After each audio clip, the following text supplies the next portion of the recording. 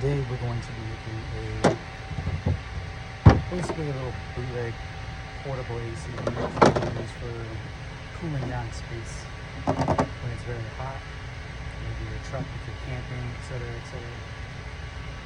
So first thing we're going to do is take these four screws out, and then we're going to remove the lid. So any type of screwdriver will work. These are very basic drill and bolts.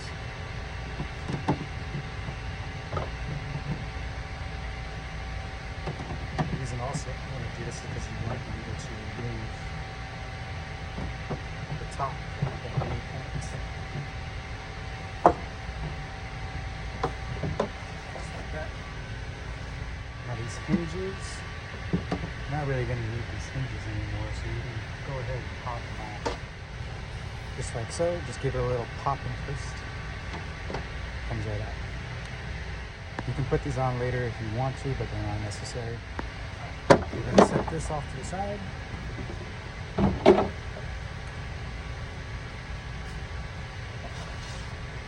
to bring back our lid because this is going to be what we're cutting right now.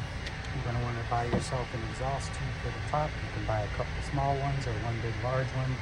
I went ahead and decided to do one big large one. So what we're going to do is just hold this here, trace the outline, and then cut it. And then once you trace the outline, you're going to want to cut it a little bit more inwards. That way it has a nice snug fit. And then you can super glue it down, which will also create a seal.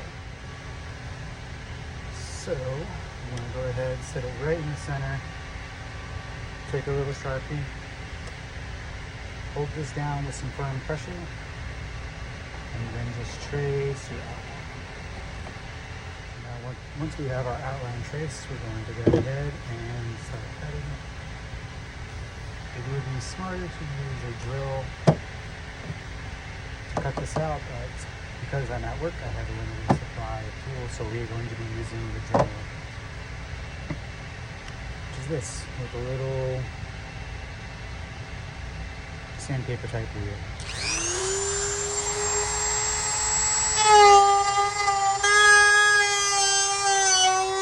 So now once the outline is cut, you see it's already being flimsy. We are going to set the tube down in there and then have to cut with a longer nozzle.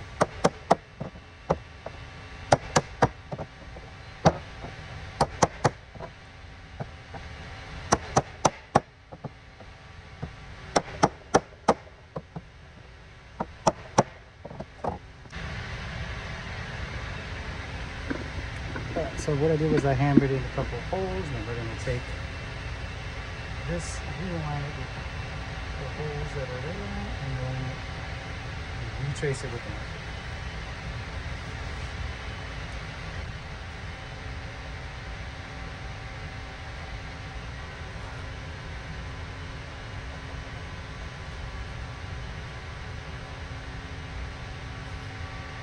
You can kind of do a rough cut on this because what we're going to end up doing is taking a different type of Dremel wheel and filing out the edges until it fits.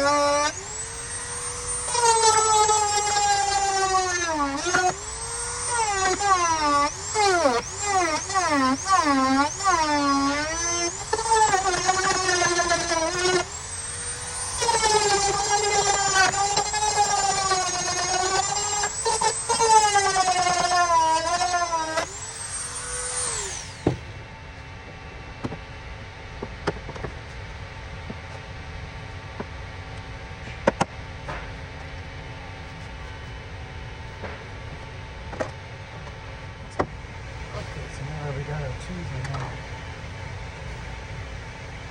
Basically, all these holes see coming around the sides, we're gonna fill them up with something. Usually you wanna use a type of caulk, or you wanna use some super glue, something very thick that can fill up and harden, so it kind of creates a trapped seal.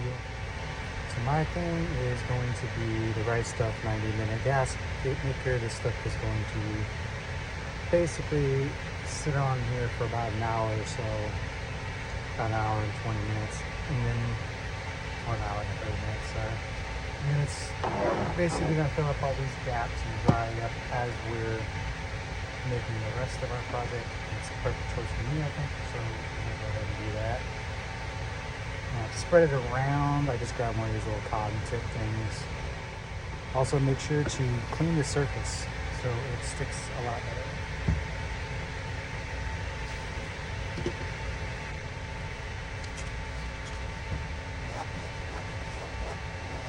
It doesn't have to be perfect. This later is going to be used as a luxury item for camping also. So basically places where you can leak. And another way to avoid that is doing 2 layers. First layer is going to be deep fill, and the second layer is going to be the surface layer fill. Kind of fill all of your layers. Stop moving. I'm at work right now, so if you see somebody coming and asking help, I will have to take out the machine. Right, so I personally don't care about what you consider it. So I'm basically just going to do this one, and then it's going to have ultimately one layer because if it does have a leak, it's not going to be super detrimental to the pressure roof because it's already got the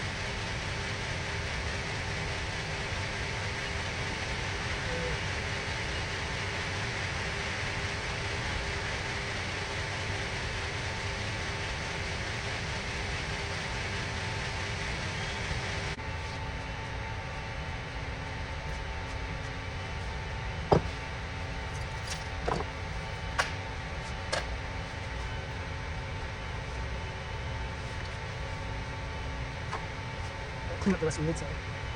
Right now, so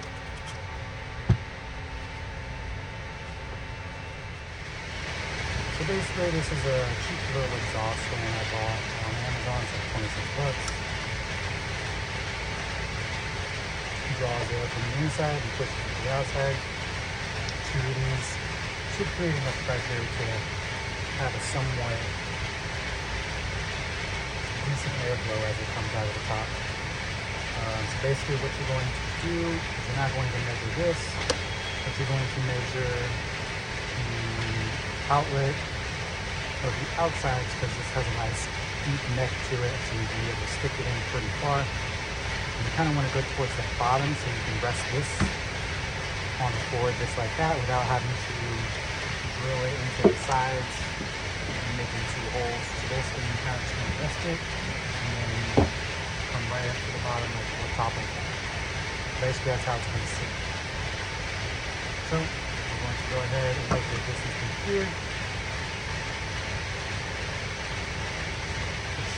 I'm assuming it's about 4 inches, and then we're going to go ahead and mark it on our marker, or mark it on our ruler, set it up against here, and then measure 4 inches, and then cut our holes. Go ahead, set your box down where you want the fans to come in. It doesn't matter if you decide. Set it on a nice level surface, set your fan on a nice level surface, run it right up against it, where it's nice and flat, and then you're just going to start to pass. It's okay for this one, this hole to be a little bit bigger than the fan here, as far as the trace goes, because that's why it has this nice cone shape. Because as you set it in, it's going to fill up the hole, like she said. And we'll get that's fan hole number 1, and we'll go to the other side. So a way to use, or a way to make sure that this is nice and even, that this fits into 2 of the fans, is these lines are generally in the same place. So you can use the lines as a tool to help get to your fans, or within a similar distance to each other. So this one, the edge of the circle is right on that second inner line, so I'm going to make sure the edge of my circle is right on the inner line of the second line from the right. Okay, so now that we have our 2 holes, they're pretty similar in size.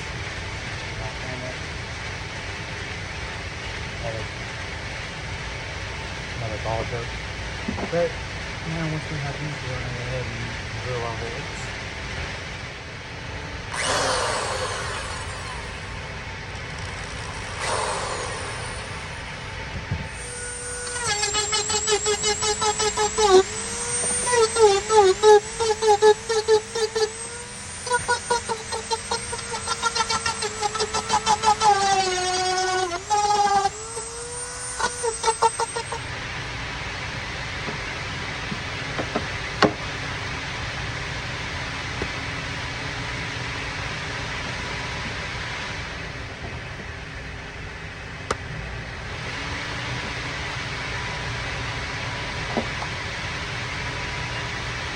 so we got the first one drilled.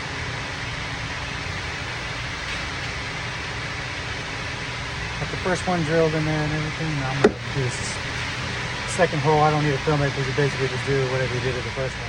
So a little trick you can do is drill holes around the edges, because inside of this is just foam. So once you drill your holes through on the outside, you're gonna see it on the inside, which will give you your outline.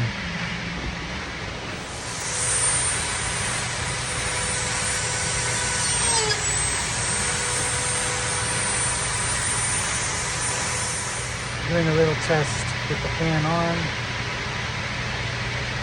You feel the air coming out of here with just one fan. Let's see if I can test it.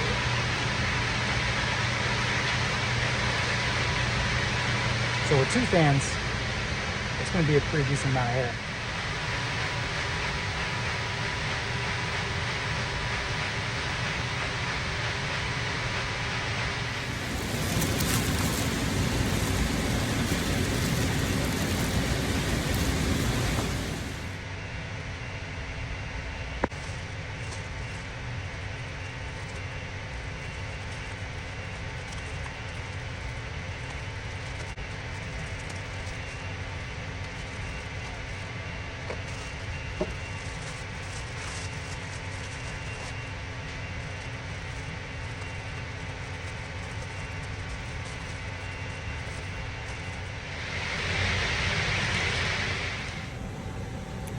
Alright, so this is pretty simple DIY stuff.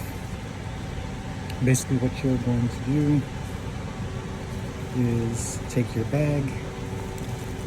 You're going to want to do the inside of the chute, not the outside of the chute. Place it up against you. See what the outline is. I'm just going to go ahead and trace that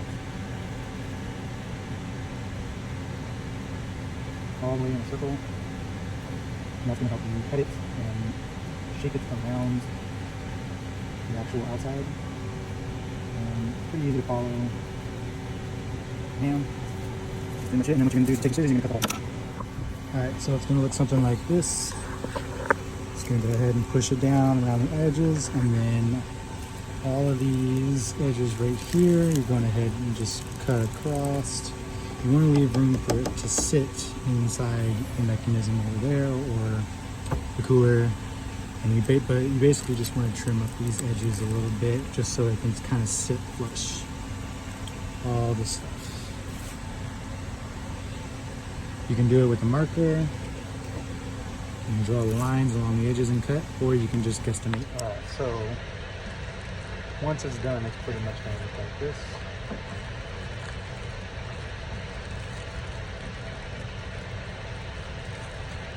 Kind of want it snug. Push it down firmly. It's going to sit in there like that, and it's going to kind of keep it kind of like more induction. And you just take your super glue or whatever adhesive you have, put it on the back here, make sure the surface is clean so it sticks, and then tack it. Alright, so basically for the inside, we're going to do the same thing. You're going to take these pieces, lay them down. The V-shape kind of fits perfectly, and we're going to use the other bits and little pieces, those ones, to kind of fill in the back edges here. And then we're pretty much going to do that all around.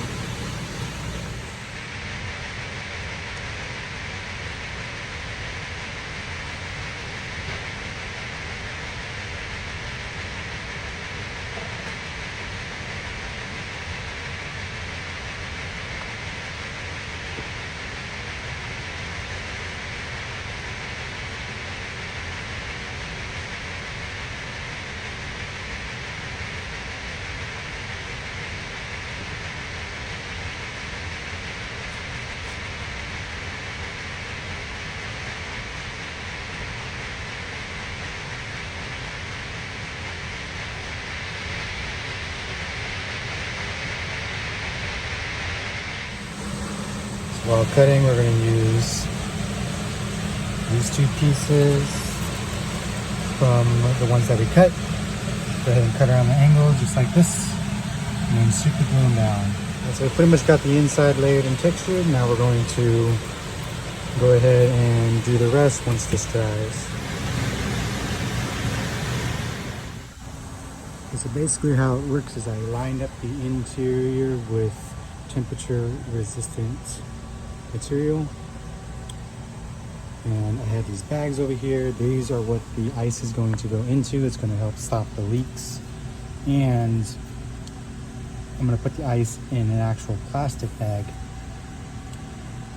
besides the one that it comes in, so that way the plastic bag is tougher and you can reuse it and refreeze it after it melts. The whole point is to use the temperature and try to reduce the amount of moisture that the bags produce when coming out the exhaust fan, so that way your room doesn't end up like super swampy. Basically, you're just going to set these bags in here like this with the ice inside of them. You got the fans down there blowing, and I'm just going to poke a little bit of holes around the sides so they, on the taller portion, so the air can get in better.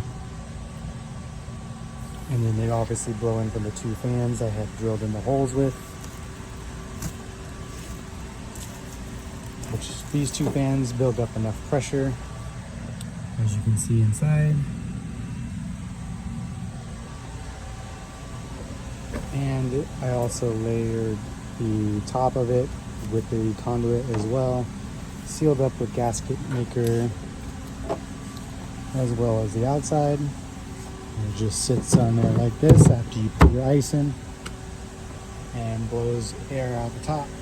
Nice cold air. I'm going to try to take a video where you can do a temperature with it.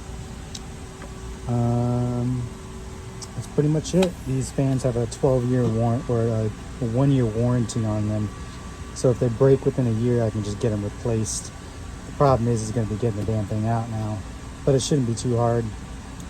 Just twist and pull. It'll come right out. Set the new fan in, re-glue it, reseal it. Should be okay.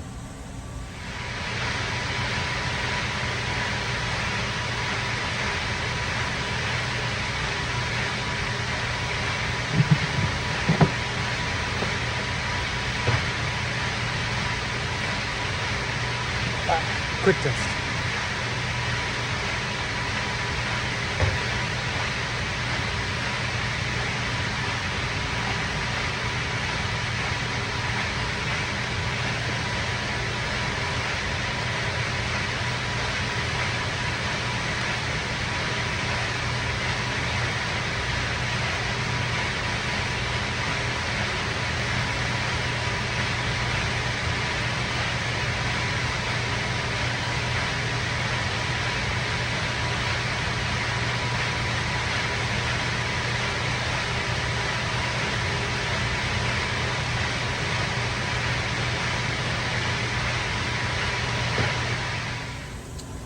So yeah, that's pretty much it. If you want, you can reinstall the latches on the side of it, or hinges. I don't know if I would, just because these are very weak. It's not really going to support the weight of this, so you can literally just take it off. And what's cool is they come with these little handles, so you can just literally pull it up and move it wherever you want. Pretty dope. See y'all next time.